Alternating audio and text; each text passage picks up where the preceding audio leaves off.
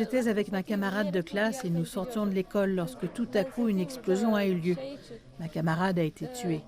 10 minutes plus tard, une autre explosion est intervenue, puis encore une autre, quelques minutes plus tard. Tout le monde criait, il y avait du sang partout. Je ne pouvais rien voir distinctement. Les talibans ont nié toute implication dans cette attaque.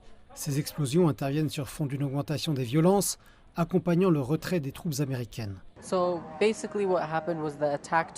qui s'est en fait passé, c'est que l'attentat a eu lieu environ 2 heures avant la rupture du jeûne, le repas d'iftar à Kaboul.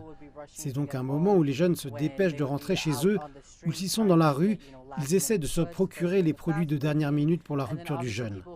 Et manifestement, les élèves qui sont à l'école ou dans les centres d'études rentrent chez eux afin de terminer leur jeûne. Donc ainsi qu'on s'est retrouvé avec tant d'élèves, tant de jeunes filles parmi les victimes de cette attaque. Et comme nous l'avons vu précédemment, il s'agit d'une attaque qui visait explicitement la minorité Hazara en Afghanistan, qui représente également la majorité de la population chiite afghane. Cette minorité Hazara a à plusieurs reprises fait l'objet d'attaques de la part du soi-disant État islamique, qui jusqu'à présent n'a pas encore revendiqué ni assumé la responsabilité de cette attaque. De leur côté, les talibans se sont exprimés et ont condamné cet attentat, le qualifiant de barbare et disant qu'il ne fallait pas viser les étudiants. Donc cela suscite davantage de crainte du fait qu'il y a tellement de groupes armés en Afghanistan et tellement de gens qui ciblent les civils dans ce pays.